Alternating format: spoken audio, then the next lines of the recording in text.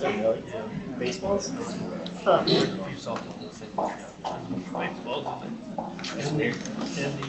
That's the smaller The one behind you too. Interesting. Yeah. No, those aren't ours because none of our kids can hit home runs. Yeah. But yeah, so we just, it's come to a point where we just have to write off all that money on balls because we just don't get them back. So we have to supply every team brand new balls. Right? Here's 12 brand new balls every time we go out because we don't ever get the numbers back to reuse them. So yeah. It is ridiculous. Yeah. You need to designated person to get it. I don't know. We're trying to figure out, like, okay, you got to practice. There's a bucket of balls. And you practice, turn the bucket of balls back in. But, you know, it takes somebody who's sitting there monitoring that and doing a check in, check out, like, which is, I mean, yeah. That's a nightmare in itself, but that can save us 30, or save us $3,000 per season. So, yeah, it's sad. I'll see. Morning. We're gonna squeeze by now.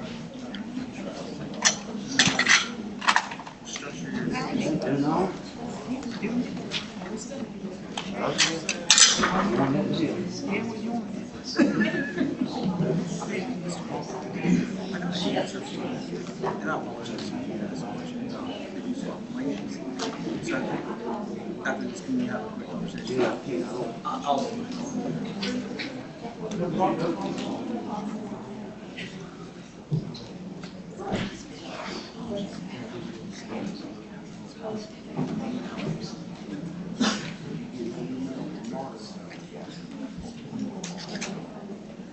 Sorry.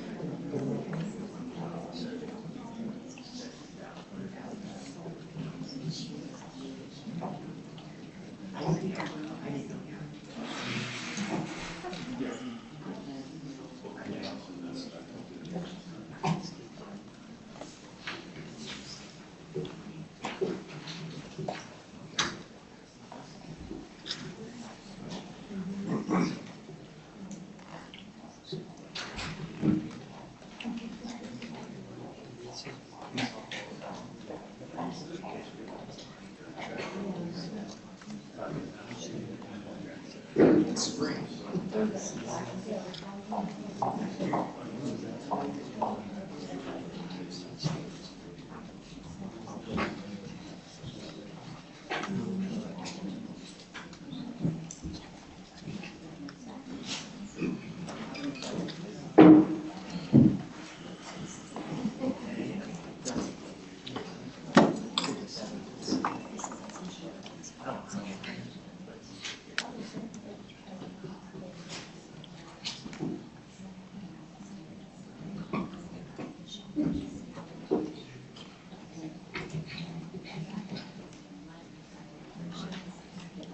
Yeah, iron.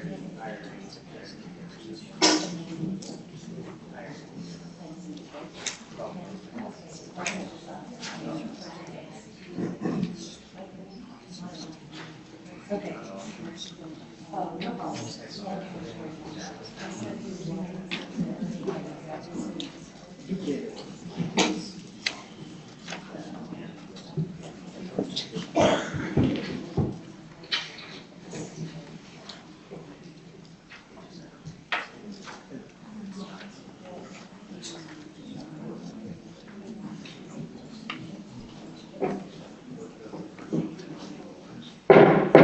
Good morning. I'd like to call the regular council meeting for August the 12th, 2025 to order. Please stand for invocation.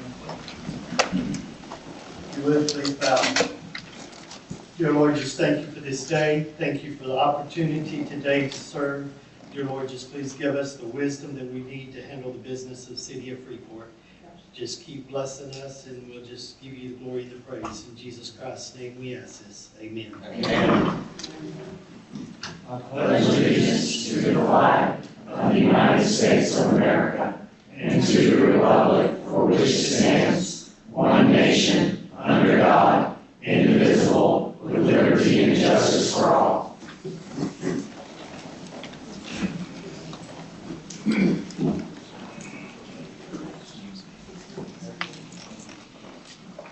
Again, welcome this morning to our meeting. I'd like to recognize some people we have in the audience. First, I'd like to recognize our County Commissioner of District 1, Mr. Dan Curry. Thank you for attending. Next, I'd like to introduce Aaron Dinkle from Downs and St. Germain Research. Good morning, everyone. Thank you so much for allowing me. Thank you. Sorry. Good morning, everyone. My name is Erin Dinkle. I'm with Downs and St. Germain Research. We are the research agency that works with Walton County Tourism, and they've asked us to come here today to speak to you all on the Authentic Walton Visitor Study that we conducted. And this is a visitor study, an economic impact study that's meant to show a real preliminary look at the impact of visitors to this north end of Walton County, and understand just a preliminary glimpse at kind of who that visitor is, why they're coming here, where they're coming from, and that impact that they're having to the community. So once again, it is very preliminary on these estimates, but it is a really good starting point for future initiatives for tourism. So before we get into all the results, I do want to take a moment to go over the data sources we used for this analysis. A survey from out-of-county guests who visited the area within the past year served as the basis for this study. Notice also those surveys were combined with geolocation data along with accommodation data that we have regarding the hotels and vacational campgrounds, things like that. We also paired this with tourism development tax collections, and altogether we looked at this information to conduct an economic impact analysis to see the preliminary estimates of the impact of tourism to the area. So with that being said, we can kind of get into the results here. And what we found is that there were an estimated 131,000 visitors to this North Walton area, and that came through the past year. Those visitors who were staying overnight in paid accommodations generated about 118,000 room nights with the accommodations they were staying in. And while they were visiting, we saw that visitors estimated spent around $54,198,000 in the area. This includes their spending on accommodations, dining out at local restaurants, enjoying unique shopping experiences, special events, really anything else that they would be spending their money on while they're in the area. Now, ultimately, this generated an estimated 59.56 million, in total economic impact. And then when we talk about their direct spending and economic impact, I like to use an example of a coffee shop where a visitor would come and they might purchase a cup of coffee for $5. That $5 they spend on coffee is that direct spending the visitor spent in the area. But that spending actually goes a little bit further in the community than just that $5. It supports that local business where the business owner can purchase supplies to help support their business, and they can also pay their employees. Those employees will take those wages home and then use that money to spend at other places such as the grocery store or maybe the pharmacy in the area. So these are some more indirect effects that are coming from just that money that's spent from the visitor. There we go, thank you.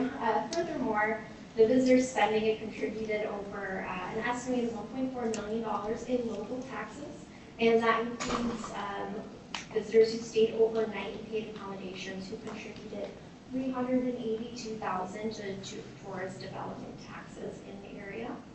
And the spending from visitors supported about 330 jobs and approximately 12.39 million in wages for residents in the area. So again, back to that local coffee shop example, that would be perhaps a barista where they purchase that cup of coffee. And looking at the accommodation metrics, we saw that there's an average occupancy of about 54.9%. an average daily rate of about $110, resulting in a revenue per available room of about $60 for accommodations. So moving past their economic impact, we wanted to take a look at where your visitors are coming from. And we can see that the majority of them are really coming from Florida, from other areas in Florida, but also from the southeast area. We break that down a little bit further. We can see over half of them are coming from Florida, but nearly 1 in 5 are coming from Alabama, followed by Georgia and Virginia. And altogether, those 4 states represent about 83% of your visitors. And we wanted to drill down just a little bit further to even look at just those top key markets. And this is what is really helpful for Walton County Tourism as they're kind of targeting advertising efforts. And we can see they're primarily coming from markets such as the Mobile, Pensacola area, representing over 1/4 of your visitors. Panama City, which represents over 1 in 5 of your visitors, followed by Dothan, Columbus, Georgia, Montgomery, Atlanta, Tallahassee, Thomasville area, and Orlando as well. We saw that visitors traveled in a typical travel party size to about 3.1 people, and 1/4 of those travel parties came with children along with them. And we did see that a lot of your visitors actually came as a couple. Nearly 2 in 5 of your visitors came to the area for a special event, followed by just a general vacation or to just visit friends and family in the area. While they were here, they enjoyed the special events in the area, especially for those who came specifically for those. Dining out at the local restaurants, some general relaxation and unwinding, shopping and antiquing, perhaps a day trip down to the south end for the beach, and then coming back up for some family time. And for visitors who were staying overnight, about 1/3 of them stayed with their friends and family, and 3 in 10 stayed overnight at a hotel or motel in the area. But an overwhelming majority were day trippers, about 75% were day trippers to the area. On average, your visitors stayed about 3.1 nights while they were here. And when we asked visitors how they would rate this area as a place to vacation, they gave it an 8 out of 10, with 10 being the highest score. And over half of your visitors said that they would definitely return to the area. So with that, again, this is just a very preliminary glimpse into the visitor to this authentic Walton area, and just serves as a nice basis to get us started for future tourism endeavors. But I'd love to take questions if there are any. Thank you so much. It's a great presentation, great information to have for sure. Thank you, Aaron. Thank you, appreciate it. Thank you all for your Thank time. you, Aaron. Thanks for coming.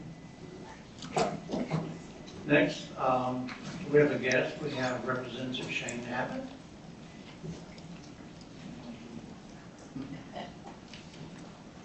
Good morning, sir. Good morning, sir, and thank you for this opportunity. Just wanted to come and talk a little bit. I think they're going to touch on it maybe a little bit later. Just wanted to touch on a couple of appropriations requests we were able to capitalize on for Freeport this year. It's not every representative that gets to go to Tallahassee and say, hey, I represent the fastest growing city in the state. And so with that comes a little bit of pull, and we were able to utilize that this year, and we were able to secure about $1.5 million for 2 big projects, the Bulldog Road wastewater system and $1 million for the Marquee Way. And so we're excited about those 2 projects, but we're already switching gears and getting ready to go back to work. We know that infrastructure is a huge need in the area, and we're going to continue working for all those types of funding projects. And so you guys get ready and start thinking about what's next and what you need next, because we're already in gear to start up the 2026 session, because we will start this one a little bit earlier. It's not in a couple weeks. I think we can already start taking appropriations requests. So I just need you guys to be thinking about what you need next. So it was an honor to represent Freeport in Tallahassee this year, and we were really proud about what we were able to bring back home. So thank you. Thank you so much. Thank you so much. Thank you, we appreciate it. Next, we have Mr. Uriah Matthews, with the Walton County EDA. Thank you for your time. Following up on Representative Abbott, good announcement on the dig grant over just on the west side of town for the intersection. We just got another check, so we're reimbursing the county. We reimburse them now to about $140,000 from state funding for that intersection.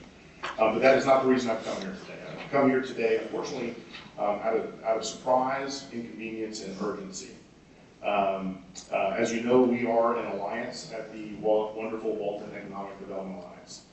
That alliance was primarily founded between the governments for a long time. Upon my tenure, what we did is we introduced the private sector into that alliance as well. Very recently, we have been notified via public notice on the Board of County Commissioners meeting that there is an effort to take economic development in-house at the county. It is also would come paired with the defunding of the work that I believe will be prosperous and foundational for our community, bringing together both government and the private sector. That work has built a platform, and that work has also built a consecutively reducing funding requests from the municipalities and the county government. That started out at $6.96, it went to $6.72, and it is down to $5.62 this year as we have started private funding over my time. Last night we talked about this topic, or the city of Phoenix Springs talked about this topic. There was an item to put a letter of support out, and I'm not asking you to do that today, but I'm asking you in whatever form you feel comfortable. Should you believe that government should work together along with the private sector, that we retain a form of collaboration that is the wonderful Walton Economic Development Alliance. It is, as far as I know, the only monthly meeting of all governments and the private sector in Walton County. And I am leaving. This is not about me. This is about a platform that I think is proper for our community. I leave that to you for whatever questions or whatever you'd like to do with that. Today's meeting is at 1 o'clock at the city, or at the Phoenix Springs at the BCC board. Councilman Perry? You're right, y'all have done a great job. And I think this council has supported y'all, and I believe, I can't speak for everybody else, but I support you. And what you've done, just like what your great organization done when they got the grant, is going to put that traffic light in at 83A West and 20. That was really big, and that was something you kept digging at and kept going after. And your group has done, we may not be perfect, y'all may not be perfect, but you've done a great job, in my opinion. And I do believe what I would ask is this council that we do a letter of support for your organization. And I'm going to make a motion that we do a letter of support for your organization. You've done a great job. Councilman Hassner? Thank you. The whole point of this, though, is economic development, bringing jobs right to the area. And I do understand the light, even though it's outside the city limit, a developer was still going to be required to improve that intersection with the property there, and that's a whole nother. And I do appreciate the work done for the light, but that isn't the purpose of this organization. It's supposed to be for economic development, and we haven't seen one job brought here in Freeport. So that's my concern, is how many more years we continue to go on in support with no ROI. So I guess that's my question. And I do think that you've done a great job, Uriah, for what you were brought it through, but the whole point is to bring jobs here. So I guess that's my question, is how much longer is it going to be until we see ROI from that? I guess would be my question. So unfortunately, there is confusion amongst elected officials and our population about what economic development is. Economic development is supposed to result in jobs. It is not solely for the purpose of creating a job in and of itself. And the very reason that we were able to get the grant, which, funny, it's called the DIG grant, Defense Infrastructure Grant, that is actually a grant that has been created by Florida Commerce. Florida Commerce is the state-level economic development agency. It is only available to economic development agencies that actually win.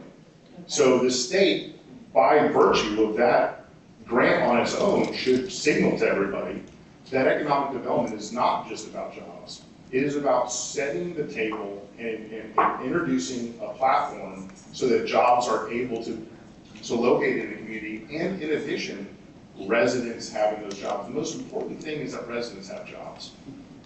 Walton County and Freeport particularly is going through a very interesting transition in our timeline. To task an economic development agency with only getting jobs today is a little challenging. And why is that challenging? There's only 2 or 3% unemployment in Walton County. We also have a very small workforce. At 2 or 3%, that means there's only about 500 to 750, maybe 1,000 people in the workforce. So that means that we've got a gigantic employer today. That means we'd be robbing other businesses of those employees. And we also don't have what is most required, the infrastructure, the land. I'm excited to say that I'll be moving into a position where I'll be contributing to that. But nonetheless, that hasn't happened. And that is no fault of anybody's. We're in the 1960s, early 1970s compared to Okaloosa from a population standpoint. Population provides resources to actually do some of these big projects. The more people you have, the more rich your community is in resources, and when you have that workforce, you can provide them jobs. We steal a tremendous amount of our workforce from our neighboring communities. We have a deficit of workers for Walton County. So I agree that it is about jobs, but I believe that like Okaloosa took an effort 10, 12, 15 years ago on Shoal River Ranch. When I was growing up, Shoal River Ranch was supposed to be a Six Flags. I don't know if anybody heard that rumor around Freeport. But Shoal River Ranch is now a roughly 10,000 acre, with 1,000 acres of that property being owned by directly Okaloosa County, so that over time, almost 15 years now, and they're not going to have jobs, even though they have 2 major wins. Those jobs aren't coming for probably 2 to 3 years, because they're building a $50 million sewer plant there. They have to build the roads, and when that is all done, they have the jobs. But one of the companies had a timeline, and this is the hard part, had a timeline where that worked out okay for them. They said, we can wait for the sewer plant, we can wait for the road. And that company is going to bring 1 million square feet of manufacturing jet engines to the community. I believe that the narrow focus on jobs only will only result in an unproductive economic development exercise. And I think, again, taking lessons from everybody else, as well as signals from the state, economic development is not just about jobs. And I hope we can understand that at some point. Thank you. There's been a motion made for a letter of support. Is there a second? I'll second it. Second's been made. Is there any further discussion? Let me ask the question. So what I hear the county wanting to do is grow the size of Walton County government instead of having a small government by creating a whole other department that is the government. Am I understanding that correct? I don't think so. They wanted to bring it in-house, I thought, which I All guess right. I won't go to the meeting. But right now, there's a partnership of private and government. Yeah, and Commissioner Curry is here, so he may be able to clarify. But what I would say is, my reading of it is, we are our own independent agency, and that is actually why we changed our name to Wonderful Walton, because people often thought we were a function and department of the county. And we wanted to make sure that people knew we were a standalone, nonprofit, registered EIN agency. And so I don't believe the county can necessarily take the EDA, because it would have to be a decision left to a board. My reading of the item is that Commissioner Curry has asked, or is going to task staff with direction to bring back what the options look like upon hiring their own EDA director. That would not be our EDA director, because it would require board approval. So what I hear is Walton County is taking over EDA, and they're going to have their own department. Yes. My concern is the alliance, I believe, again, back to my original comments, I think the letter of support, it's not about funding it, it's not about anything specific other than, do we believe in the idea that our alliance means something? And the governments of our community and the private sector, is that where we should put our money to bet on the best possible future? Or to Councilman Dickey's point, solely in the hands of government. And I think the alliance should mean something, and it does. And I don't think that the county needs to be involved in it. If they want to do their own, that's up to them. But it works the way it is, of having the private sector also involved. Any further discussion? Councilwoman Brown? You're right, thank you for coming today, and I do appreciate the light, the funding, the big grant that you were able to get, because everybody knows that in development, it could be 3 to 5 years before a developer could ever put that light in when they do that development. It could be longer than that if they flip the property, so at least with this grant, we know that within the next couple of years, we're gonna have a light in. Hopefully within the next Hopefully within 14 the months or next, so. hopefully within the Yeah. next year and a half. So thank you for that. How many years have you been? It'll be just about 2 years and 8 months at the conclusion of my time here. And I know that's a hard time for you that you've had trying to reestablish it and basically put it all back together and get it going again. Because I know it takes a That was long our initial time. conversation. Every time you rock the apple cart, it changes. Yes, ma'am. I appreciate you coming here to give your side of the story. The only thing that I'm having a problem with is I don't like to tell another government how to spend their funds. Understood. And I can't, in good conscience, go with any type of a letter encouraging any other government to do this or not to do this. I think that's overstepping. Just like I don't go to the county and tell them at a county commission meeting what I think they should do with this project or that project. Although I have a voice as a constituent to do so, I choose not to do that. So that's the only problem I'm having with the letter of support, because I don't agree that we should do that. Also, the other problem I have with it is that by doing that, we're guaranteeing that we're gonna give you that money out of our budget. Now, if the county pulls all of their funding, I don't want us to be tied with this letter that we're on the hook for that, and is it gonna go up because they're pulling their funding? So I think there's a lot of question there for me on that. So that would be the only reason. That's why I'm telling you why I don't agree with the letter as of today, and that's just my feelings on it. I know about the EDA. As a matter of fact, I was the vice chair of the EDA when it got turned over to the county back in 2010, I believe. 0809, yeah. 08, 09, somewhere during that time frame. And we had about 3/4 public partnership at that time and only 1/4 in the county. Well, what happened was when the market crashed, all of these private stakeholders cut all their funding out to us. We had nothing. So what had to happen at that point is, as the vice chair, looking over everything we had, we didn't have anybody as a, we had one director, I don't even think we had a secretary at that point.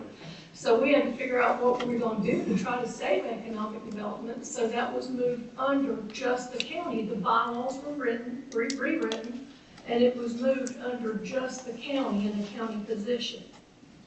So for many years, that's the way it's been until we've had some turnover, and now they've brought the public back into it, and it's pulled back away from the county.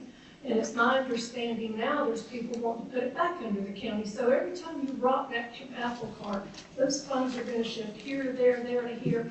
That's the problem I think we're faced with economic development. We need to pick something and go with it and get a plan and continue on with it. Or we need to pull it back and not fund it and maybe give it to the county's real estate broker, whoever they're going to pick, to try to do something with their side. I'm not saying that we shouldn't have any type of private partnerships or anything we should look at also, but I think the whole thing needs to be revamped again, or either we just need to pick something and stay with it. I think that's the county's going to have to make those decisions because they're controlling so much of that budget. So that's just my thoughts out of it. I will say, thank you. I will say that should county funding, and I don't believe there's an entity organization. Even if the cities do not fund, I do not believe there's an entity organization unless the private sector also ends. And I think we should be weary of the signal that sends to those folks. They have invested alongside the governments to believe in a better future. I believe they're very committed to it. They have issued letters of support. And I totally understand your position about issuing a letter of support. That's why I say whatever form you all think is proper, I'm in agreement with. I at least wanted you to hear, that my perspective on it. Again, why I chose to take the direction that we did. It is the model that is pursued by Bay County and Okaloosa County immediately to our east and west. And we're all used to seeing the amazing things that both of those communities are doing. And I believe this sets us up for that right platform. It's a shame, I think, that we weren't able to have, as an alliance, these conversations about constructively resolving any concerns that may have existed, which I think is the purpose of a monthly meeting. Again, I leave whatever decision to you all. Thank you.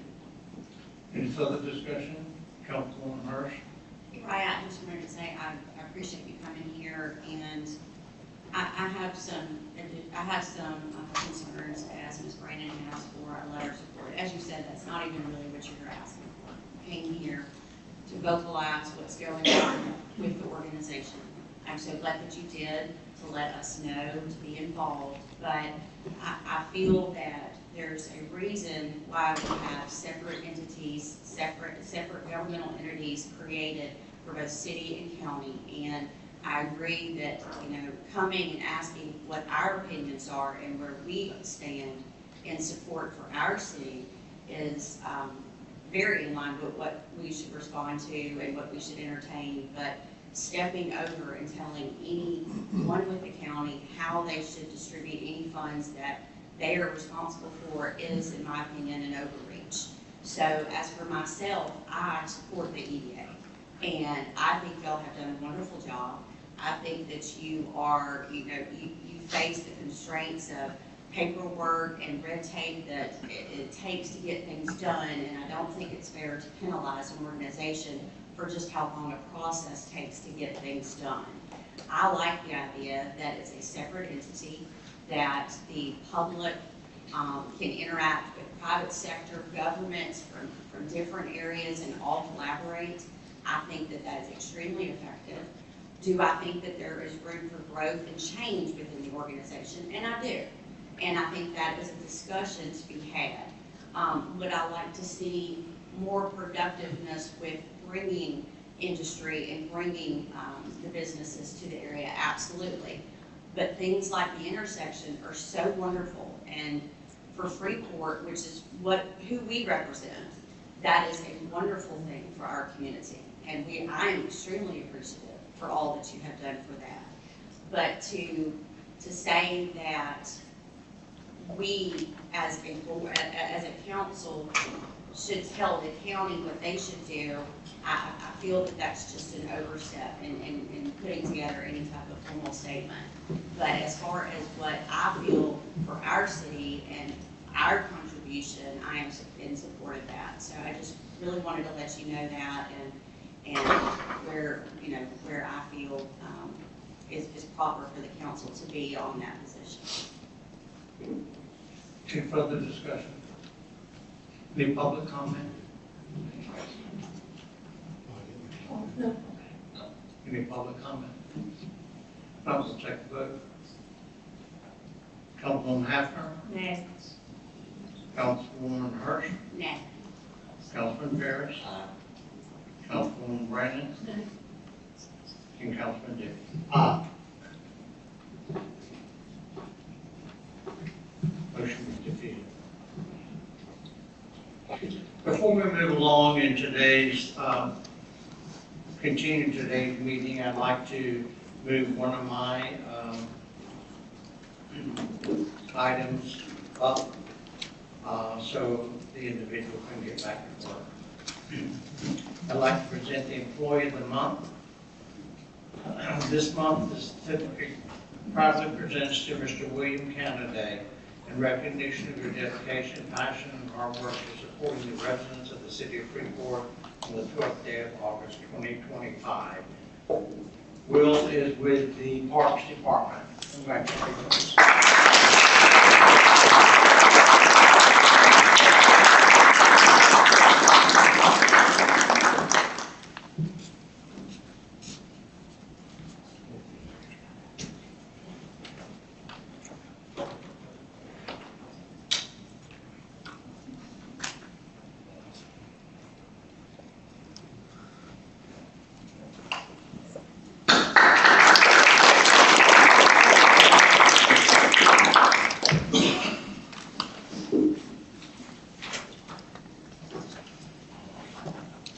Next, we have our consent agenda. Under tab 1 are the bills for the city of Freeport.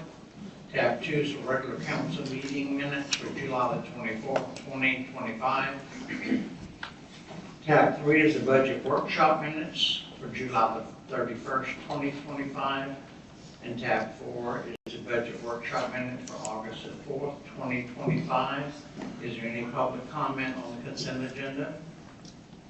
If not, I'll ask the council for approval. Make a motion, we approve it. Second. Motion's been made and seconded. Councilwoman Hafner. Aye. Councilwoman Hurst. Aye. Councilman Ferris. Aye. Councilwoman Brennan. And Councilman Dickey. Aye. Motion carried. Are there any additions or deletions to today's agenda? I have one mayor planning board appointment. Any others?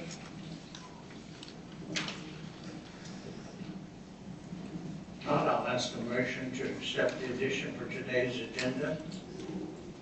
So moved. Second. Motion's been made and seconded. Councilwoman Hafner. Aye. Councilwoman Hurst. Aye. Councilman Ferris. Aye. Councilwoman Brennan. And Councilman Dickey. Aye. Motion carried. Under staff report, we begin with the city clerk.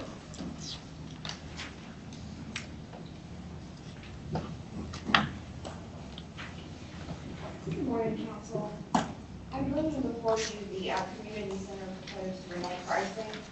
The last time it came before you, Heidi brought it before you, and we made some changes to what she had.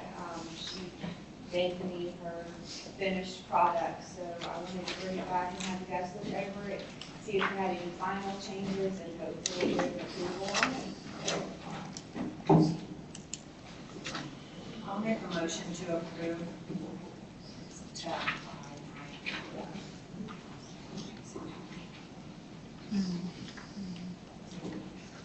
A motion's been made to approve. Is there a second? I'll second. Motion's been made and seconded. Any further discussion?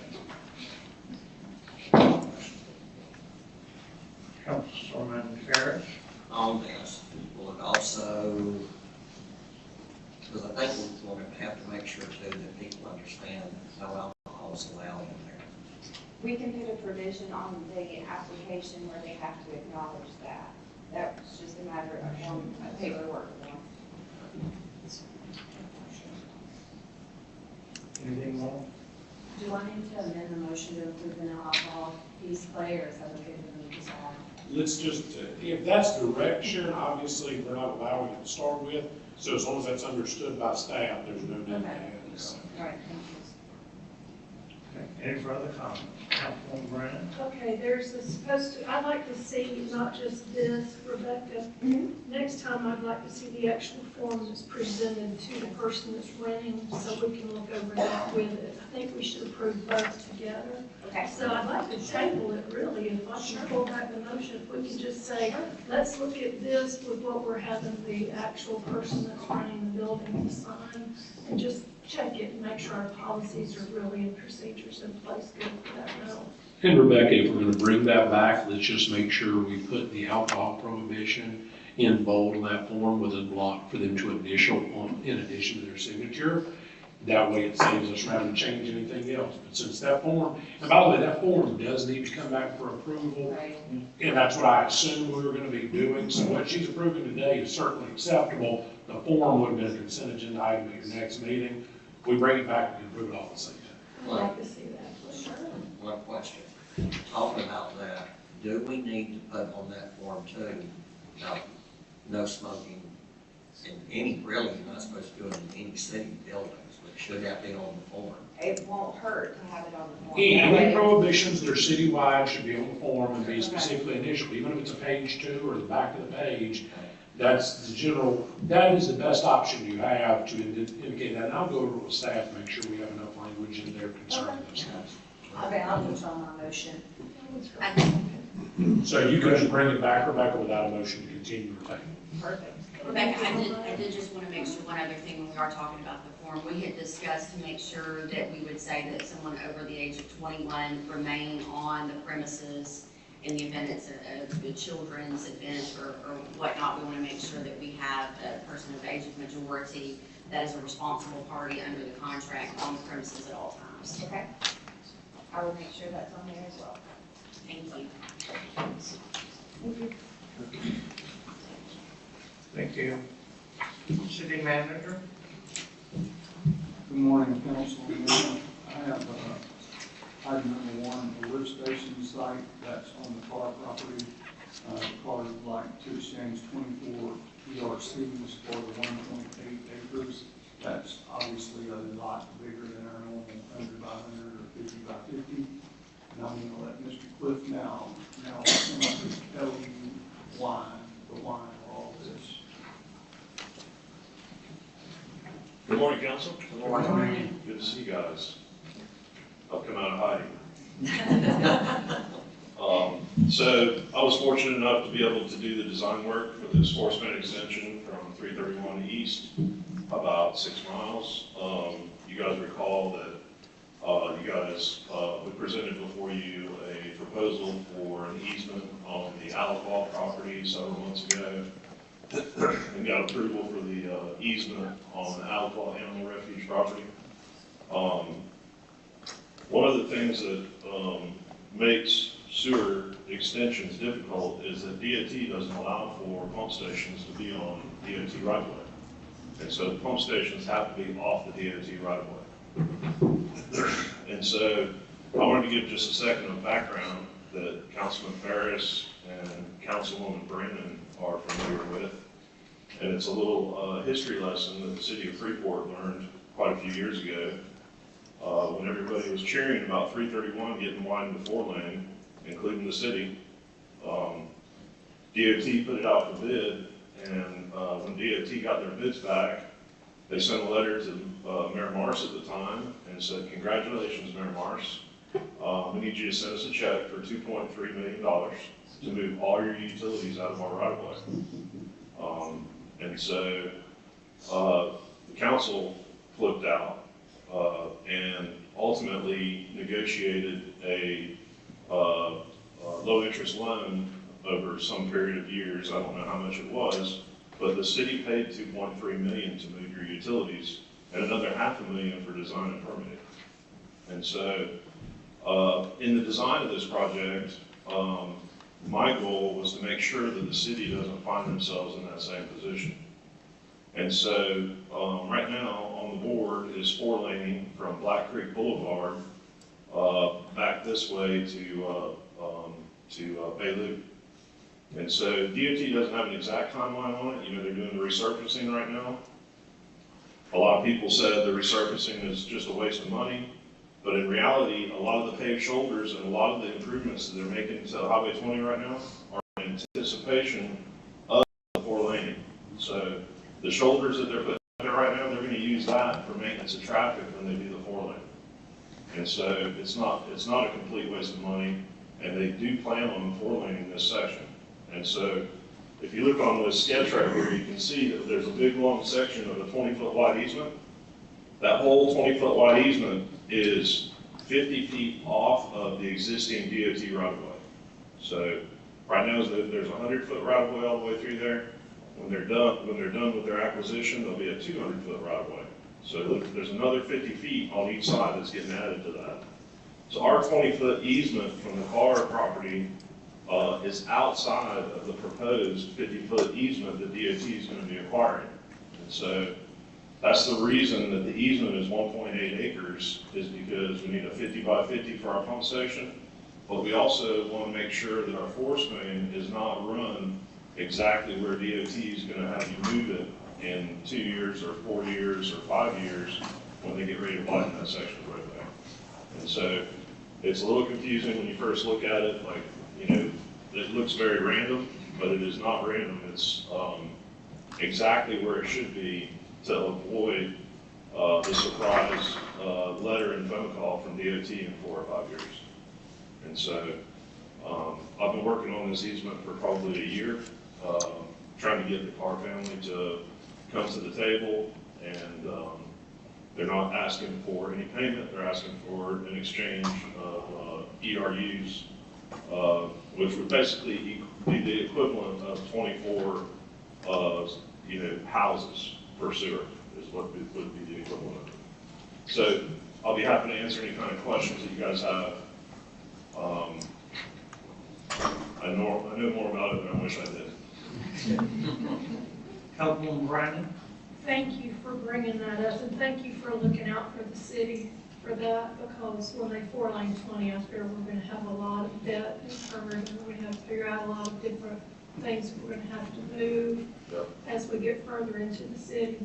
And on a side note for that, you'll remember that we went to Tallahassee and we had to get legislation written and passed, where we got half of that money knocked off of that debt, of that 2.3 million. Yep.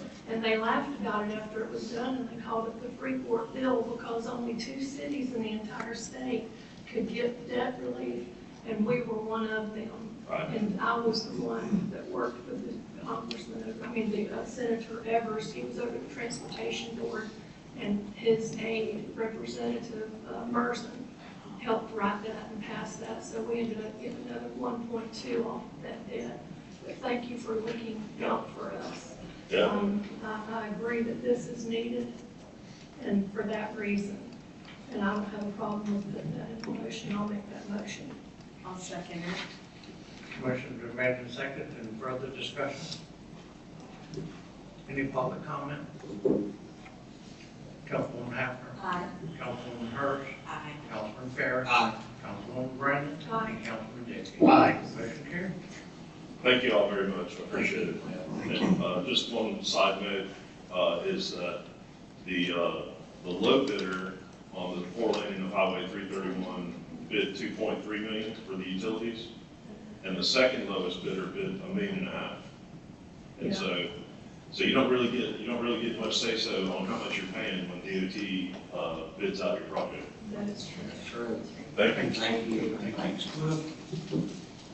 All right, council, second item is we've got our visit for the legislative session review. We've got Jennifer and Tim from the partners here. Good morning. Good morning. Good morning, everybody. Thanks so much. Mayor, thanks. Good to see y'all. We're going to go through this presentation relatively quickly, but the good news is Freeport has had a great year as it relates to the legislature. The bad news is there's a lot of stuff going on in Tallahassee who just want to stay out of the firing range. So we'll do some good info.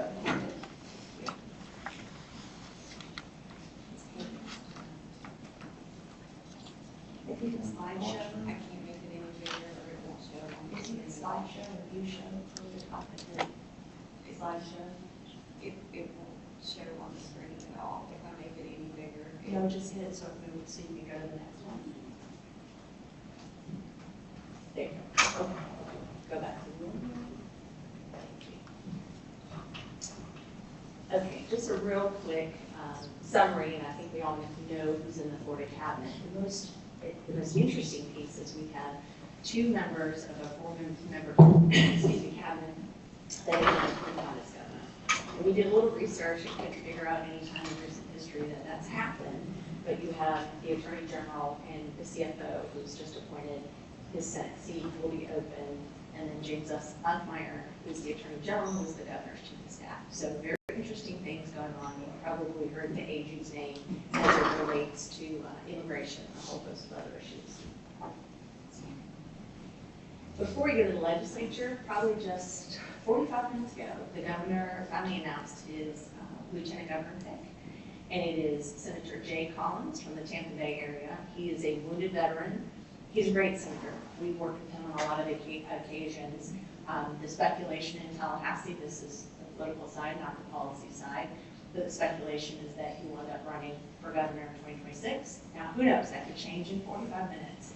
But Florida now has a lieutenant governor. That seat's been vacant since Jeanette Nunez went to be a college for every university president.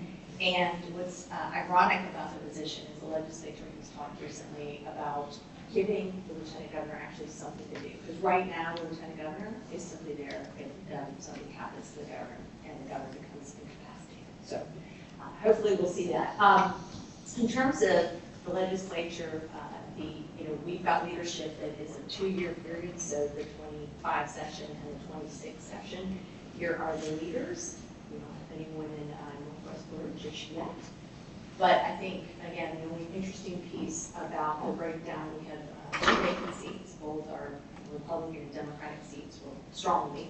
But we have 1 NPA. Again, not that I can remember in 30 years that we had an NPA in the legislature. Maybe we did somewhere, but can't remember it. Senator Jason Pizzo, a Democratic senator from South Florida, stood on the Senate floor the last week of session and just dropped the bomb and said, I am leaving the party, the Democratic Party is not doing a good job. This is, I'm refusing on party affiliation. And so, ironic because he was probably the highest contender on the Democratic side to run for governor, or the Attorney General. But it made for fun. Potential last week of session. And then, of course, on the House side, it's a little more stable. We still have 1 vacant seat. We'll see all the committees, and this sometimes happens depending on the speaker, all committees, with the exceptions of the chairs of the sort of the large committees, basically start over. So the speaker has said we're not going to have you're not going to be serving for 2 sessions. I'm going to make changes. So we're all waiting to see what happens with those. Overall, I'm going to have Tim go into detail on the legislative session, but overall, we think this is going to be the most interesting political theater we've seen in Florida in a while. We've got a lot happening at the national level in terms of sort of light shining on Florida.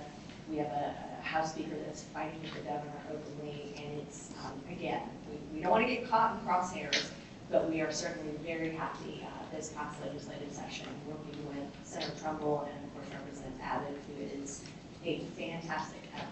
We couldn't have been better to work with. In fact, we are kind of sad in other areas because he's so good. But Tim's going to go through everything in detail. Happy to answer any questions now or at the end, but I'm not going to finish. Okay? Thank you. Thank you all, and we're going to try to keep this somewhat brief. I know a lot of this information we provided you all during our weekly updates as well as our monthly summaries as well. So we tried to really keep you all up to date, everything going on in Tallahassee. But just want to do this quick recap today. And Jennifer said, I don't know if we've ever had to make so many edits on the fly to these presentations because everything's changing so quickly. I know we made a note of there that there was 1 vacancy on the Republican side. Well, as she just mentioned, there's another vacancy now. So ever since President Trump was elected, it's been kind of musical chairs, different people that he's tapped, everybody moving around. It's caused us to sort of have to get a refresher on specifics on who the governor can appoint, special elections. Like I said, it's been, Florida at the forefront, and as she mentioned, it has made for great theater, and we joke that we canceled our Netflix subscription because there's nothing more exciting than what we're seeing on a daily basis in Tallahassee. So this is the schedule that they had going into the special session. They had to cancel the 4th week there because of the issue of immigration. As you recall, even before the president was sworn in, Florida wanted to be at the forefront of tackling this issue. There was just some disagreement between the chambers on when they would do that. And so we saw basically the House come in, gavel out of the governor's special session, immediately call back in for their own special session, and then they did some budget overrides to be kind of a thumb in the eye of the governor. So it was unlike anything that we've seen during this governor's administration. This is his 8th and final year. But like I said, we've not seen any of this before, but if you can move forward just a little bit, you'll see as a result of all of that, the legislative session had to be extended 45 days. And as you recall, the only thing that the legislature is required to do by the Constitution is to pass a balanced budget. They did not do that until the final weeks of the budget year. In fact, the governor signed the budget on the very last day of the fiscal year. So things were kind of down to the wire, and but luckily they got everything done. You can slide forward just a little bit, and we'll just glance at the previous year's budgets. You can see a fairly dramatic increase in state funding or state spending the last couple of years. A lot of that had to do with your COVID money, your ARPA funding and stuff that was coming down from the federal government. So the state coffers ended up being flushed there for a couple of years. And this year's exercise was really in removing all of those federal dollars, getting kind of a baseline budget, and then kind of level set with where the state is with regards to their budget. You'll see there was actually a reduction in state spending this year for the first time in several years. A lot of that you can see a pretty large amount in vetoes. Again, we're glad that the governor approved the 2 projects that the city of Freeport had in the budget this year, which included the Marquee Way East Connector Road and sewer extension. I think that's going to be a big help as y'all address some of your infrastructure needs.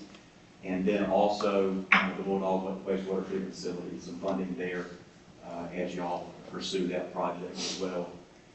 Quickly on some of the legislative session stats, you see the total number of bills filed.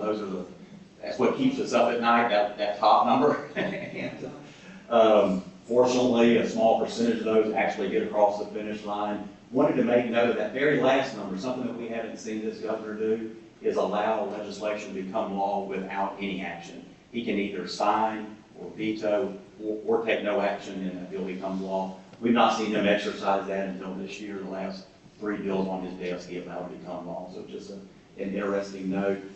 Some of the key bills of interest, again, I think we've kept y'all up to date throughout the legislative session on some of these bills. Senate Bill 180, I know has gotten a lot of attention, the impact of local governments, and there's discussions on maybe trying to readdress some of the, maybe some of the unintended consequences of that legislation in the upcoming session. So we'll be watching that closely. And then, several of, some bad bills died. But they'll probably come back next session and we'll keep y'all up to date on those as well. One thing that we did want to know, the constitutional amendment reform, the legislature has tried to crack down on, petition gathering and fraud that's been committed there. They want to ensure that, voters, support different amendments and there's no, like I said, out-of-state influence and stuff on that process. And then speaking to the proposed constitutional amendments, there is one that we will see on the ballot next year, and that relates to ad valorem tax exemption for ag land for certain property. Now, moving to the next issue, this is where we anticipate additional constitutional amendments being proposed this next year, and that's on the issue of property tax reform. That's going to be the big issue for the 2026 session. The governor has, called for doing away with a majority of property taxes and said, hey, local government should, figure it out basically. So we'll see what those concepts look like, and what the legislature ends up putting on the ballot. Again, then it's going to require 60% approval by the voters. So still a lot to go, and like I said, we pledge to keep y'all fully informed of those discussions as they go on. Lastly, just kind of an overview of the upcoming important session and election dates. They're back in Tallahassee first week of October, so we'll be there, and like I said, we'll begin updating y'all weekly at that point on everything going on with the committee weeks. All of that is in preparation for the early session next year. You can see it's the second week of January is when they'll be back in session. So hopefully a few of you will come over and walk the halls and represent your board and your priorities. And then it's an election year, so I think everything is going to be looked through those lenses as well. So any questions or any additional information y'all may need? Thank you so Thank much. you both for Thank coming you. and give us an update. Thank you so much. Thank y'all. All right, council, next item I have is a presentation from Jeremy with the BFM. This is all to do with our potential Bulldog Road wastewater treatment plant, and Jeremy's going to tell you how we're going to work. It's it's been a topic of conversation. Obviously, this is just one additional component of that discussion. Y'all heard from the rate consultant, Riper Analytics, back in June. Staff and the city manager want us to come talk to you about the project itself, what options are that we're looking into, and what alternatives we have at our disposal to try and address the financing need. We have the presentation. We do have a presentation that looks something between an overview of public finance and a graduate level course. More so just to answer any questions and talk about the market for folks that have questions. The markets have been very volatile.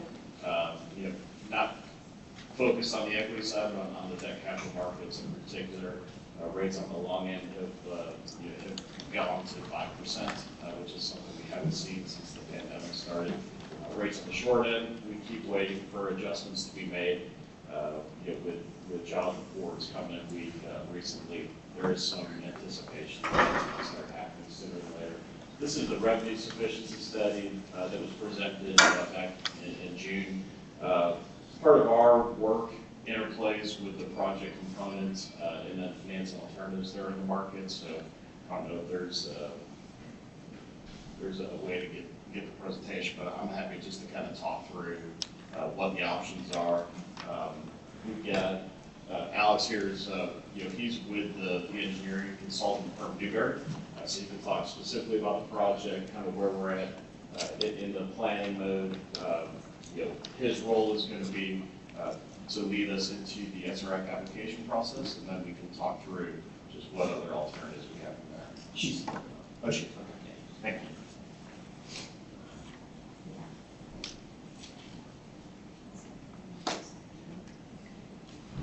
She handles the pressure a lot better than I do. That was good. Thank you. So we'll briefly talk through the project team, kind of talk through them already, the financing options, and then a market update for anybody that really wants to get into that. I don't want to bore you with that, but if there are questions, I might flip back to one of those pages. So moving ahead to page 4, as discussed, the PFM is your financial advisor, so we will talk through options for what makes the most sense.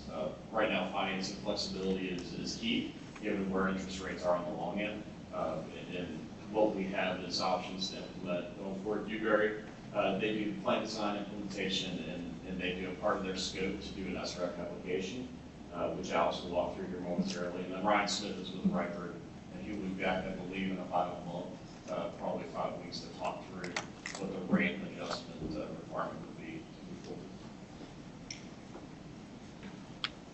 Let Alex talk about the project a little bit, then we can get into some of the financial alternatives. Good morning, Council, Mayor. Good morning. So real quick, so what we're looking at is the funding of the Bulldog Road wastewater treatment facility. So I'll give you a little bit of background. So your existing Earl Godwin wastewater treatment facility was originally 0.6 MGD, so 1 million gallons per day. The city went after USDA funding, got that funding, got the treatment plant bumped up to a capacity of 1.5 million gallons per day, which that project just recently completed. In addition, you have another project out for bid, which the construction bids are actually going to be due this Thursday. That's an additional 500,000 gallons per day expansion to the Earl Godwin wastewater treatment facility, which is being funded through USDA as well. So once we hit 2 MGD at that Earl Godwin treatment plant, capacity is maxed out. That's as large as we can make it. So all those are underway. Right now, just to give you a brief summary of some of your existing flows, the Earl Godwin treatment plant is at approximately 1 million gallons per day average daily flow. What this discussion is about funding the Bulldog Road wastewater treatment facility, which is scoped as a 1 million gallon per day treatment plant that is easily expandable to a 3 million gallon per day treatment plant as the city needs the expansions. So the design will be completed later this fall. It's currently at about 95% complete. Construction will probably go from 2026 through 2028. It's going to be about a 3-year construction time frame. And the estimated cost is about $77 million, which is what Ryan with Riper has included in his rate sufficiency study. And it's what Jeremy has been looking at in terms of funding. So if y'all have any questions on the history or the news or anything like that, I'd be happy to discuss it. Otherwise, I'll turn it back over to Jeremy.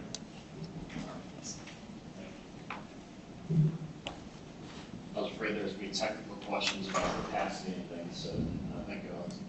The next slide shows just the brief recap of potential rate adjustments. You know, cash on hand to include ARPA funding with capacity fees is about $27 million, which leaves a $50 million funding gap. He ran his projections using a 4% interest rate, so that would be a blend of multiple options to get to a 4% interest rate, but that's what the analysis was based on back in June.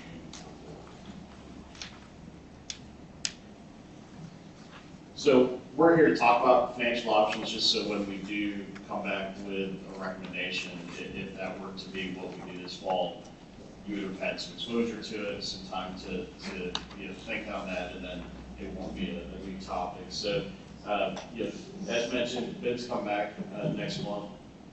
Council will approve rate adjustments if the direction to proceed is the appetite of the council. And then we would go through the process. Dewberry would submit the SRF application. SRF is a function of DEP, and they provide a lower interest loan alternative, which is certainly our goal. Free money would be ideal. Money at a very low interest rate would be second best, and then managing the other alternatives is really kind of where we come in to help build out the need. In November, we would receive a decision on the SRF application and then determine which financing alternatives to move forward with. That would be when I come back in and talk through what those alternatives look like, what the costs are, what the market looks like then, and then we can move forward from there. December, construction bids would be due, and the plan of finance will be presented, so that's at the end of this year. As you can see here, we would move forward with construction as early as March of 2026. So financing options, cash on hand is fantastic. So we have $27 million that's going to be applied front end. SRF loans are great. They're 20-year loans at a discounted interest rate, so about 2.75% or so. 3%, somewhere in that range is what the current 20-year rates are for SRF. With the loans, they're right now about 5%. It comes with some options for us to have a 35-year term. We can reprice it once. There's no interest due for the first 3 to 5 years. So there's some advantages of doing that. There's also a cost to go to the federal program of what matches SRF. So we can talk with staff a little further about that when we hear back from SRF. The more traditional method would be a bank line of credit. If we were to hear back from SRF, there's funding available next year, but we want to move the project forward. We would talk through interim funding alternatives. So that would include interim or bridge funding. Privately placed bank loans is a very common approach, especially for local governments that have needs in this range. The two public market alternatives are bond anticipation notes. That's a short-term instrument, and then publicly offered bonds, which is a more expensive but longer-term financing alternative. And I can go into each one of these. I know each one has a lot of detail, and we can have that provided for background information, but any questions on the alternatives, or do you want me to just kind of touch on the highlights here? Just for a timeline, so that they get the timeline picture that's all about the SRF. Mm-hmm. So essentially, Alex, correct me if I get this wrong, we would have to have a decision for them to put the application in through SRF by September? Yeah, so I can give a quick timeline for the SRF application. So Dewberry is tasked with preparing the planning document to meet the SRF requirements, so we have that pretty much ready to go. SRF has quarterly meetings, so the big batch of funding comes in August of every year. And then you have November, February, and May. So in order to go after the November meeting, which August will actually, we will know, what is the date, the 13th, how much money is left for the November meeting. So it could be all the money that's used up. We'll know on the 13th, and in that case, you would wait until the following year. However, if there is additional money left up, then that will be available in November. So in order to hit the November meeting, the biggest thing would be to submit with the SRF application. We have to have an approved rate structure that shows how we're going to repay the SRF loan. That would need to be done this month in order to submit in September for the SRF application. In addition, we have to hold a public meeting where we discuss the rate structure. So that would have to happen this month. And there's a capital financing plan that needs to be developed, and then council would have to approve resolutions for these documents. So all that has to happen in August in order to submit the documentation in September so it can go after the November funding. But that said, if you do miss the November funding, then you can go after it in February. And like I mentioned, the largest pot of money is available every August. So Alex, question for, as we're going through this, and Jeremy, you're welcome to chime in as well. Obviously, we know with USDA funding, if we have a demonstrable source of income or borrowing capacity that is outside of tradition, outside of the USDA method, we likely are not going to get USDA for at least a number of cycles thereafter. So by doing a bank qualified note or doing any type of public or private debt service, we likely remove ourselves from USDA. That's not a huge issue with SRF, as we understand. But the question would be, for both of you, what is the most bang for this council's buck? We know the Bulldog Road plant is the big ticket item, and we know it is the, I won't say it is the single top priority, but we may be 1 or 2 segments of line away from it being the only priority. So understanding that, so the council can evaluate this, what is the best approach to how much we ask from, say, SRF versus, we know USDA is not going to be a participant in the Bulldog Road plant, for instance, but that doesn't mean they may not be participants in other lines or other parts of system expansion in the future. So is there any kind of consideration for us not having to forfeit some of our federal dollars that we've been able to acquire through loan grants? And how do we best partner that up or marry those together between SRF and all these various funding sources? I'll state my thought up front is we need to get anything that could be compromised by private financing funded first, so that we have that financing on the books at low interest, better grant money and availability before we turn to private financing. But we're also under the gun. We can't wait 2-3 years to do it. So this is something that it'll take us 3 years to get that far in the SRF cycle. It may not be viable, but that's something I'd like y'all, whether it's today or moving forward, I'd like you to talk to each of the council members about that, to come up with a plan to maximize the revenue, because it's clear you've indicated the council's got borrowing capacity. We're not in a world of hurt. We have reserves of substantial amount, especially on the sewer side, that we can allocate to these projects. So we're in as healthy a position in this city as probably ever been in having one of these discussions. But what I don't want us to do is go out and borrow the money because it's the quickest path, and now we don't have a project that works under SRF, we don't have USDA funding, WIPIA requires a 50-50 grant, and we could have split the money in half and worked with WIPIA along with the bank loan, and now we've lost 3 sources of funding because we went and took advantage of our strong capital position. And it's a great problem to have this many choices, but we've never had this many options available to handle our system expansion. And so I'm bringing that up to you because part of what we will have to do, and I spoke with Jalinda O'Brien, the Bond Council, about this. One of the things that she wanted me to make sure the council is aware of, and why I'm asking y'all, doesn't have to be in this meeting today, but to bring everybody's attention is, some of these groups are going to be perfectly fine being a junior lien holder. Some will not. But the loan covenants and bond covenants we do have to be very clear. Similarly, if we have project overruns, it may be easier to fund that out of a private debt issuance, either a bank qualified note with a little overage, than it will with a fixed loan grant match if the state doesn't have extra money or the Fed doesn't have extra money to give. So figuring out the way you want to structure that is critical right now, because we know it's not just one project. So I'll defer back to them. It may not be a question they can answer today, but my council did ask in preparation of this that I try to at least address some of those points on the record before we get too far down the road. No, that's great, Clay. Thank you for that. Hey, Jeremy? Yes, sir. I was under the understanding, and which was why we needed to kind of decide about the SRF thing or not, is that is the best, cheapest starting of the road.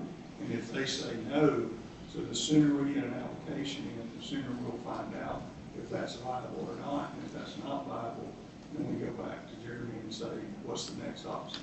Because this is gonna be a piecemeal deal, is that roughly correct? Yeah, and I think part of this is dependent on, speed to market to bring the Yes. project forward, and you match that with availability of opportunistic borrowing. So, And that's what I'm getting at. It may well end up being piecemeal. I think we all think it will be piecemeal.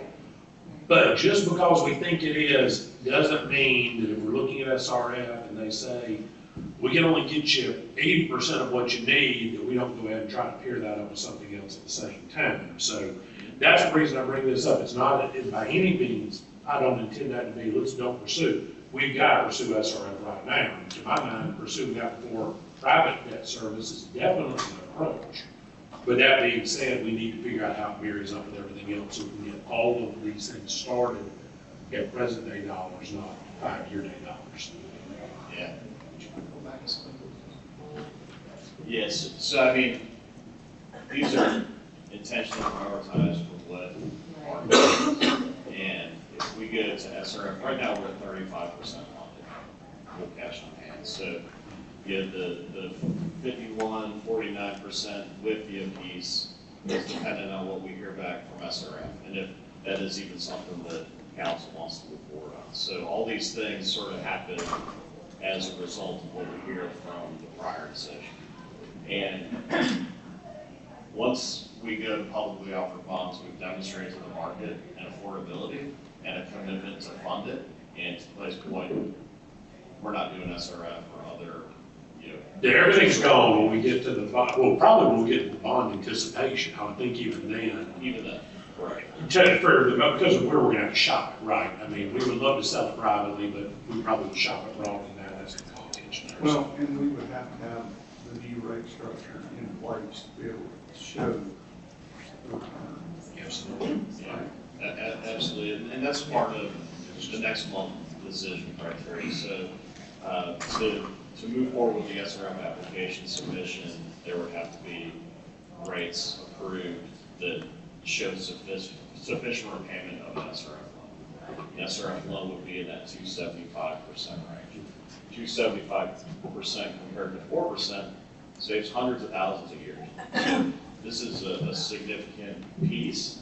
Now, if we're asking for 50 and SRF gives us 20, we handled 20 of the 50, now there's 30. We talked with you. What's the opportunistic approach to structure with you in years 21 and 35? What's the cost of counsel up front for doing that? So that's the discussion we would have next. And then we kind of keep piecing it together. When you get to a line of credit, a line of credit is an interim funding solution that can still be waiting on SRF funding or some other funding to come into place to take it out. But it's really the last step before you commit to going to the bank market or to the public market. Most ideally, this would end up being a bank loan situation, so I don't anticipate that a bond market transaction makes the most sense for the city. That's part of the market update that I can get into, but it's also just part of the flexibility that the city's going to want to have to be able to position the debt where they want to in the yield curve with the options to prepay it down the road. And the amount's gonna make a difference there too, obviously. If we're trying to borrow 50, getting bank qualified's out the window, and then it's gonna have to be multiple banks participating if we even have a shot at doing private lending through a bank. Now versus if we were in the 20 million, we're probably in business. So those are things we just have to consider. So I'll just kind of go through each of these options, just to give you a little bit of background, not going into depth. But SRF, that's where we're right now. So the next decision is going to be whether to advance the project and approve a rate increase, and I believe that happens next month at the September meeting. This will be, capped. You can see the segment cap is 20 million. If we find out later this week there's no capacity, then we talk the timing as to whether or not we bring this back to SRF early next year or whatnot. So that's the SRF option. The next option is to use WIFIA. WIFIA is a complementary program that the federal government puts forward. They do offer deferment. It's a 35-year structure. It's priced at the 30-year rate. minus a basis point, so basically a 30-year treasury is the cost of debt. Right now it's about 475. So it's not back in the day when 30-year was a 275. It is still 475. So that is a cost impact when you compare it to the SRF piece. But there are some benefits we like. We can reset the rate at one point along the way and things like that. The line of credit's really kind of that, that interim step. If we get some cap space from SRF, and then we're looking to get more next year or something like that, we would talk through what that option looks like, what the cost is, and then what that means if we don't get SRF next year, we get additional SRF, how that would reduce that component. And then a bank loan is most likely, to Clay's point, what we would hope to come back with for any portion that needs to be funded on top of the other cost advantage approaches. Upon anticipation that if we find out there's no SRF, you want to move the project forward, we would likely discuss bond anticipation notes just to get us to that point where we are issuing 30-year bonds. That would be a public offering. And then a bond financing of $50 million could be something we look at if we get to that. Any questions on financing alternatives? I won't talk about the debt market yet, probably don't care much, but just flipping through here at the next page. Let's go one more, please. This is really kind of what's causing the flexibility to be important. The picture on the left shows over the last 10 years, long rates are close to the highest they've been in our market, and we're seeing short-term rates come down to probably on average, a little better than average for what they've been the last 10 years. So that's something we want to manage to have the lowest overall cost, the lowest impact to what the cost is to the ratepayers. And then these are just some market snapshots. The next one would be where your line of credit or your non-anticipation debt prices, which is very favorable to a long-term financing alternative. This is the Fed Fund dot plot for futures.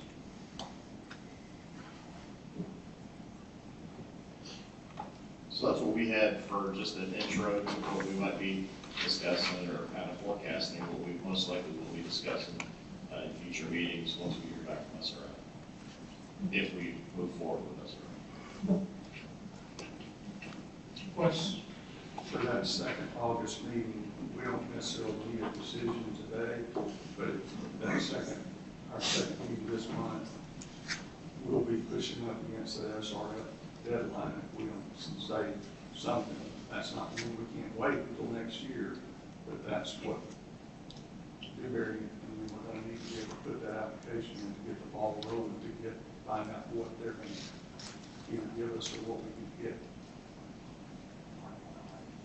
Councilman Brennan? Well, I think based on what we're hearing is we all know that we need to go the SRF route and do the application, so why can't we just make the motion today that that's what we need to do? That's the only, That would be.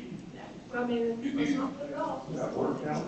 Yeah, and I will just emphasize though, in order to make that SRF application, the city needs to approve the rate structure. So if we're moving forward with the SRF, it's basically also moving forward with the rate structure as well. Because that's key, we need to present on that rate structure as part of the public meeting. And then we need resolutions basically supporting the SRF documentation and supporting the rate structure as well that will fund this plan. We can approve that at the August. Yeah, we can go ahead and move forward with the public meetings. Where in those public meetings, we will discuss the rate structure and all that. And then I would say the last meeting in August, we have the resolutions that would approve the SRF planning document and also approve the rate structure as well. And then we could submit that whole package to SRF and go after that November meeting. So we'll have it ready, all, whatever we have to have ready for at the next meeting. Get the ball rolling. So we'll just wait until the next meeting to put it all together. That works. We know our direction, what we're going on together. And bring it back. Okay, thank you, sir. I have a really quick humorous story about this sewer plant, since I have two witnesses here. 2 years ago, I went to Tallahassee, and I called my friend Jennifer and said, Jennifer, this meeting with Senator Broxton, we need 40 million for this sewer plant. And she said, you have lost your mind. And I went, and I still asked, but that's the bigger problem, is as time goes by, this thing's almost doubled in cost, and it's just gonna keep doing that. So, That's why it's present day dollars, not 5 year from today dollars we have to look at. that's all I have. Engineering?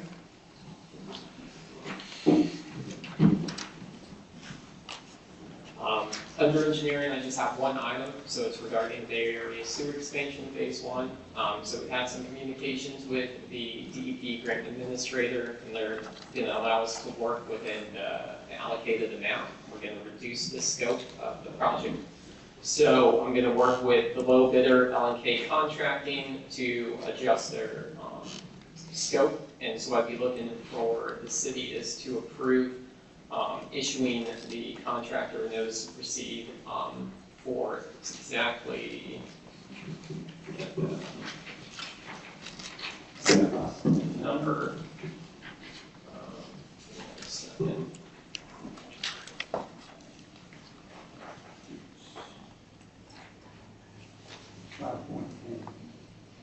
Yeah, I was gonna get a little more detailed than that, but yeah, 5.4 million. Sorry, got too many pages here. Yeah, $5.4 million. So that will allow us to go ahead and construct the infrastructure within that area, and basically we're going to be reducing the number of septic system connections, but we're still looking into additional funding sources. But so right now, with that notice to proceed, the contractor can go ahead and get the equipment ordered for the vacuum station, because that has a 6 to 8 month lead time. So if y'all have any questions? We just need a motion to approve. Correct, yeah. Motion. I'll second. Motion made and seconded. Any further discussion? Any public comment? Councilman Happer? Aye. Councilman Hirsch? Aye. Councilman Fair? Aye. Councilman Brandon? And Councilman Dickey? Aye. Motion carried. Thank you all. Finance?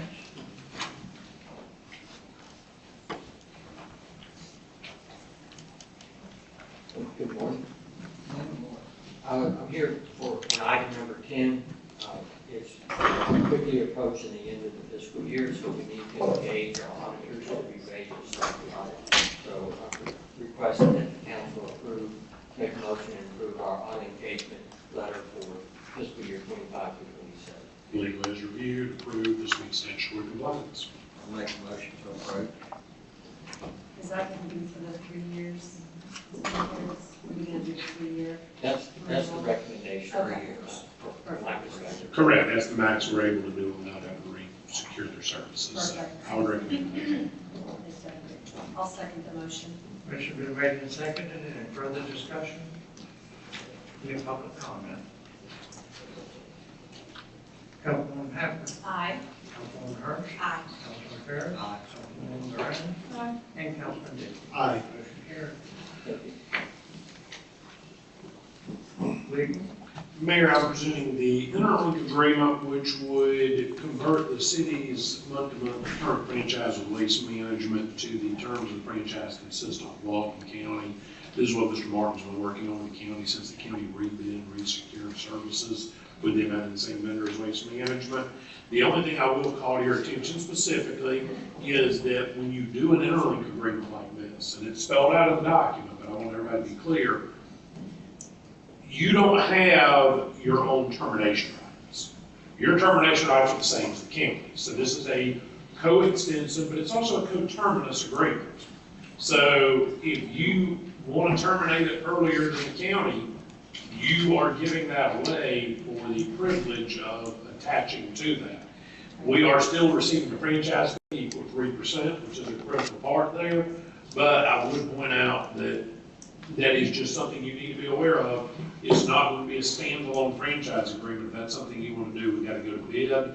We would have to do separate procurement.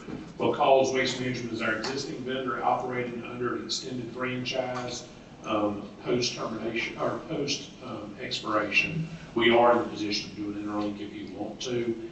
It is likely the most effective way of engaging these services and continuing to receive the benefits of the interlocals, small county surtax, and otherwise that Freeport does. But at least once during my tenure, Freeport's decided to terminate a franchise for solid waste services because they chose to do so on their own, and it was then renegotiated. Just want you to be aware of it. These are not 30, 40, 50-year franchises. They are measured in terms of 3 to 5 year windows. Just started this year, we got another 5 on this one with 5 with renewals. It's not going to be a lengthy term, but it's something you got to be prepared to live with. So it is presented for your consideration and approval if you so desire. If not, stay under our month to month. I have a comment, Mayor. Councilwoman Haffner? Thank you. Thank you for bringing this forward. I think we need to get, and I mean, I'm all for approving this to be consistent, be in a contract. The month to month thing, you know, can be a little unstable for some. I've heard all positive feedback from constituents. My own personal garbage getting picked up great.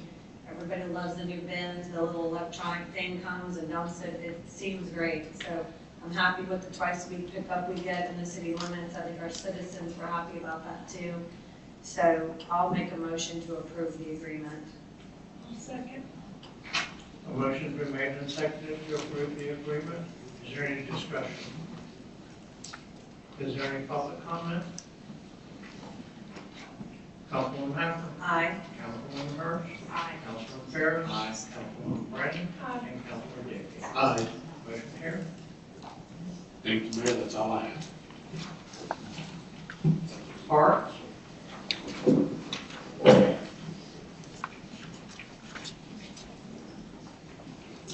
Good morning, Mayor, Council.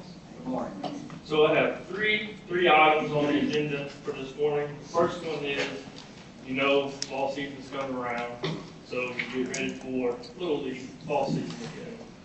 So come to you again about waiving their fees, to approve on that. Councilwoman Haffner? Thank you, Red.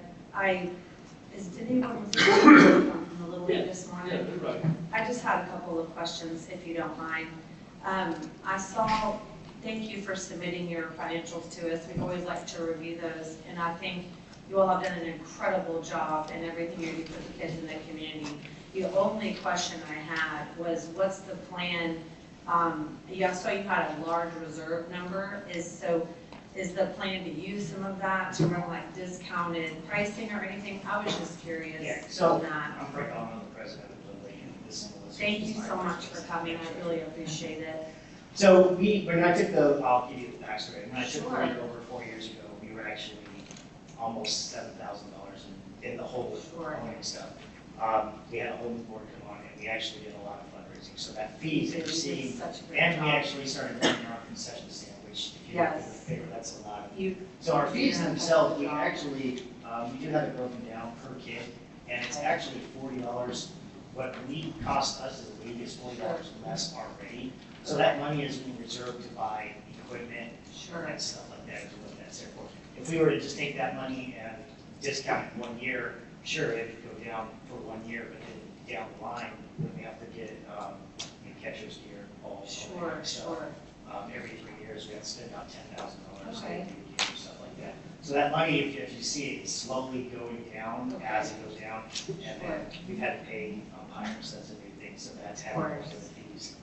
Paying concession stand workers, because we can't even get parents sometimes to go on there. That is where it is. So we do, and we look at it every year, we break it down, because we have to, because things are changing. Uniforms, prices go up, trying to get there, trying to use local, obviously, stuff like that. So it is, we're actually in the same, besides South Walton, who charges almost double what we charge for Little League. Every other Little League is both right there in the same price. Perfect. So. No, and I think I saw the this financial responsibility, all the sponsorship, all the concession. I mean, I think you have done an incredible job. I was just making sure we weren't, I know you said maintaining low fees, I'm just making sure we weren't gonna go up, for that, because you had such a large reserve balance. I was just making sure it was gonna even out. But I think you have done a great job, and I know all of the kids in the community love playing Little League, and thank you for all your dedication. That was really just my only concern, that we weren't gonna go up or anything and have so much in the bank, was just my question. We're always trying to balance it. Sure. I know there's a lot of people in Hammock Bay that live here. We're blessed to be in Hammock Bay. Absolutely. But Freeport in a whole, when you go around and look outside, so we actually have 10 to 12% of our kids that play in our Little League don't pay anything. That's so great. And unfortunately, what that does is sponsorships cover that, and we do have to account for that in others. That way we're not. Sure. If we go negative, then what do we do? No, and I appreciate the sponsorship for those kids who parents, are not able, to pay that. So I'm really glad that everybody gets to be included. So thank you for coming, and thank you for answering my questions. I appreciate it. Thank y'all, because y'all do a great job. And I make the motion to pass the waiver fees. I'll second it. Thank you. Motion's been made and seconded to waive the Little League fees. Any further discussion? Any public comment? Councilwoman Hackman? Aye. Councilwoman Hurst? Aye. Councilman Ferris? Aye. Councilwoman Brennan? And Councilman Dick? Aye. Motion carried. So the second one is the 2026 fireworks show, the contract and deposit, to go ahead and approve the contract and the deposit, so we can go ahead and get the ball rolling on that, so we're not in the middle. So the price of it is gonna be $55,000 now, because they designs and shapes when they shoot in the air, so we're gonna add that in there. So it's gonna come out to $55,000, maybe a little lower, but we were doing at 55, so we don't go too high. I'll make a motion to approve. Is this the same company that did Oh, it this yes. year? Okay, it was wonderful. It was a great. Yeah, great we're planning on staying with them as long as we can. Perfect. I second the motion. Motion been made and seconded. Any further discussion? Any public comment? Councilwoman Hackman? Aye. Councilwoman Hurst? Aye. Councilman Ferris? Aye. Councilwoman Brennan? And Councilman Dick? Aye. Motion carried. And then the last thing is the swim voucher program. We talked about that in the last meeting, a few meetings ago. There's a group here that wants to talk more about it and get it out into the community more, so. Sure.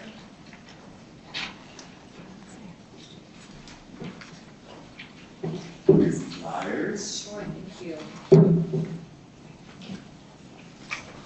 Hello, my name is Ryan Mims with the Department of Health in Walton County. Here representing, of course, our fearless leader, Holly Holt. It was back in March, actually, whenever we came to get your approval to work with the Parks Department in getting registered for the swimming lesson voucher program. So it's been a little bit, blink a couple eyes, and it's a couple months past. Since then, we did work with Mr. Quinley and Mr. Bartlett to get everybody registered, get the swimming instructors that you do have on staff registered for the swimming lesson voucher program. Starting in August 1st, throughout the month of August is an open enrollment period for people to apply, an application period for those lessons, those vouchers.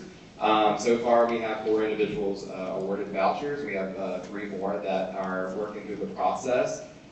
These are for kids that are less than 4 years of age and families that have 200% or less of the federal poverty lines.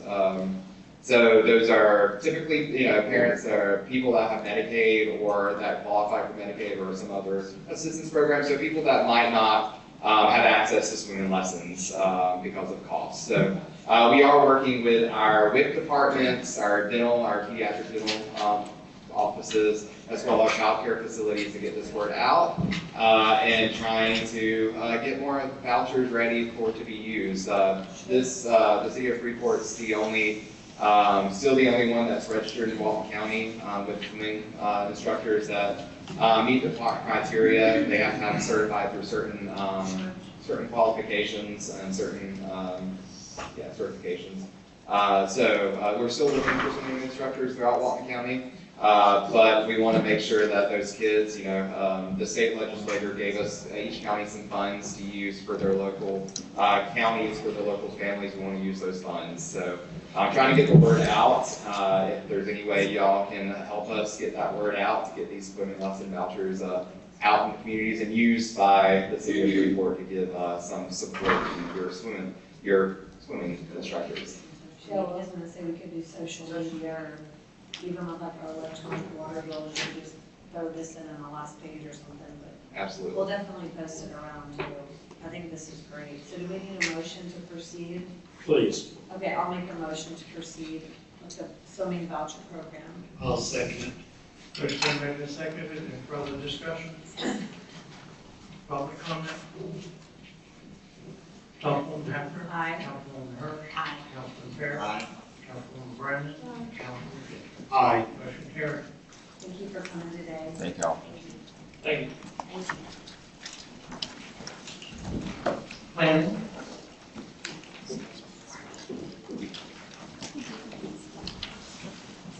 Morning, Mayor and Council. The item I have before you is we received an application to adjust the Hammock Bay PDP 5 resolution. The developer has requested to add one additional dwelling unit to the Hammock Bay PDP 5, bringing the total density from 162 to 163. All other conditions remain the same, and there is surplus density associated with this PDP as a result of the density transfer of this property already approved by the City Council. Staff is recommending approval. I'll make a motion. We got first and second. Yes. Motion's been made and seconded, any further discussion?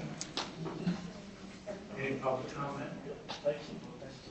Councilwoman Hassan? Aye. Councilwoman Hirsch? Aye. Councilman Fair? Aye. Councilwoman Brandon? And Councilman Dick? Aye. Motion carried. Thank you. The other item I have is the rezoning of a piece of property within Hammock Bays.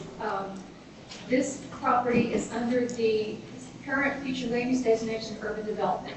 Under urban development, there are a number of zoning categories that are allowed, which range from R1, R2, R3, and RC, which is residential commercial.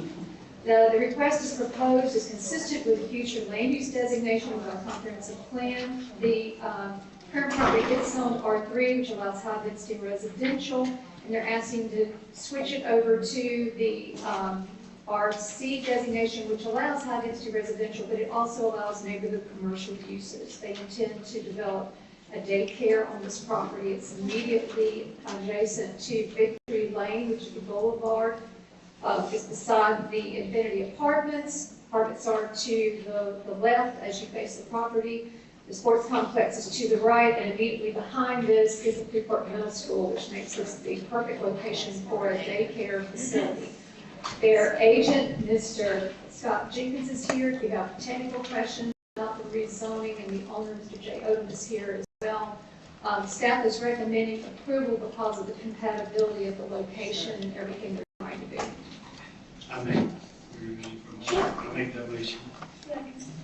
Motion been made and seconded, any further discussion? I just have one comment. I think this will be full the second day of bidding pre-registration. I would have to agree with you, It's so needed. So Yes, agree. Councilman Happer. This is a good thing. Yes. Is there any public comment? Councilwoman Happer? Aye. Councilwoman Hirsch? Aye. Councilman Fair? Aye. Councilwoman Brandon? Councilman Dick? Aye. Motion carried. All right, and I'll hold the first reading of the proposed ordinance. An ordinance amending the zoning map series included by reference in Article 3 of the Land Development Code of the City of Freeport, specifically a portion of the parcel identified with property reference number 16-1 South 19-23,010-0030, containing approximately 1.89 acres more or less, and described by the legal description contained in section 1 below, amending the zoning assignment from high-density residential to residential commercial. Thank you. Thank you. Thank you.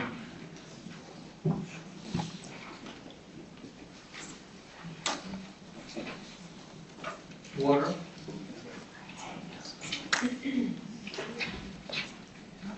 we all may remember this. This is what I asked y'all to approve about 2 meetings ago. So that gets pretty up. So in other words, y'all could be nice, just go ahead and motion to approve it now. And not make Larry say anything and say Mark, or we can put Larry in last. Larry's not letting me do any more of his project. I get it, Larry. I'm here to ask approval for the proposed water storage tank for Wagon Wheel Well, 200,000 gallon. I received 3 quotes from 3 different construction companies. Phoenix Fabrication being the lowest quote. I'm asking approval to hire Phoenix Fabrications for the amount of $1,472,000.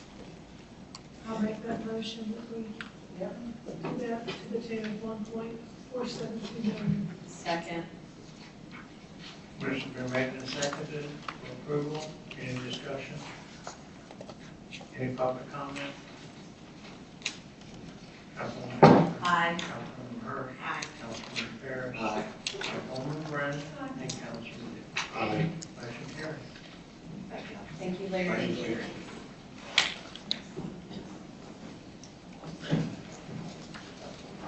I have an item. I wanted to remind everyone about the William A. Memorial. It's going to be held next Wednesday at 9 o'clock next door at the area of Freeport. We'll be unveiling a monument honoring Deputy May, and the pavilion will be named in his honor. And so I want to remind everyone about that at 9 o'clock. I just need to know if you're going to be able to attend so we can have seating for those that will be in attendance. We're not going to have seating for everybody, but for the council and people who are speaking. So I just need to know that. So it's next Wednesday, August the 20th at 9 o'clock a.m. Councilwoman Hafner. Yes, thank you, Mayor. My planning, I want to thank Lisa Robertson for all the years she served on the planning board in my seat. She did step down, so I have a new appointee I'd like to ask the council to approve, and that's Beth Brinlinger. She has served many years in this county with the library and on the library board, and so she's just ready to take a next step. Her 4-year term with the library board expired, so she was just looking for an opportunity to serve. She's just a really sweet, great person, very involved in the community. So I would just ask the council if we could approve her to serve in my planning board seat. Is that in the form of a motion? Yes. I'll make that. Motion been made and seconded. Any discussion? Any public comment? Councilwoman Hafner. Aye. Councilwoman Hurst. Aye. Councilman Ferris. Aye. Councilwoman Brennan. And Councilman Dick. Aye. Thank you. Congratulations, Beth. Thank you for serving. Is there any further public comment? Anyone have anything? If not, the meeting is adjourned.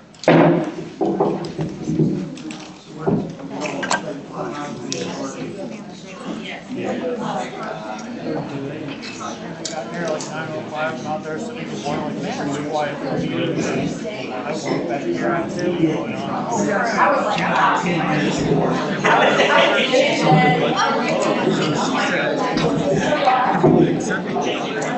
Yeah. Probably the easy thing.